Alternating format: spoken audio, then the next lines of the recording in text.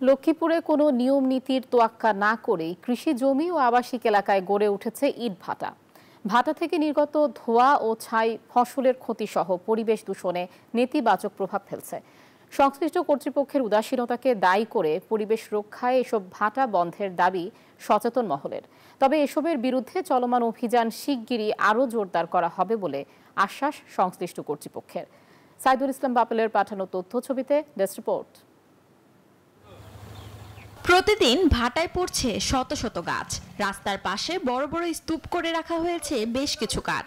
করাতকল স্থাপন করে চলছে অবাধে গাছ চেরাই। লক্ষ্মীপুর সদরের চররহিতা এলাকায় কৃষি জমি ধ্বংস করে চলছে এই অবৈধ ইট ভাটার কার্যক্রম। ভাটার আগুনের উত্তাপ আর নির্গত গ্যাসে নষ্ট হচ্ছে আশপাশের ফসলি জমি। মারাত্মক ঝুঁকিতে রয়েছে পরিবেশ ও প্রতিবেশ। পাতরি কলিয়া দি কাঁচা লাড়কি দি আগুন জ্বালা, এটা তো আঙুল ক্ষতি করে। দুমাতে আঙ্গ যা ক্ষতি এতে আছে, নারকেল সুপারি কোনো ফসল আঙ্গ বাড়িতে নাই।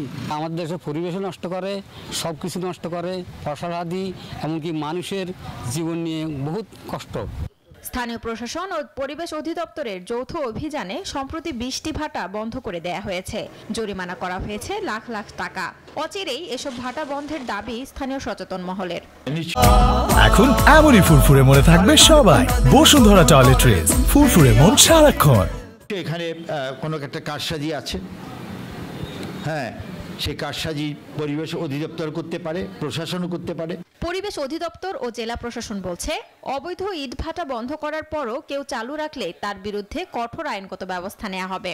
লক্ষ্মীপুরে আমাদের এই কার্যক্রম চলমান রয়েছে। আমরা ইতিমধ্যে বেশ কিছু ইট ভাটা বন্ধ করেছি। বন্ধ ইট ভাটা যদি চালু করা হয় তাহলে অবশ্যই তাদেরকে দ্বিগুণ জরিমানা এবং আরও কঠোর ব্যবস্থাপনা গ্রহণ করা হবে।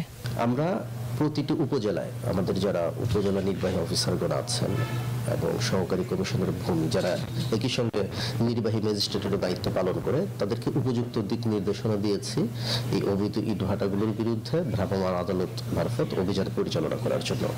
জেলায় ইটভাটার সংখ্যা 140টি, এর মধ্যে 78টি ভাটাই অবৈধ। Desk report, news 24।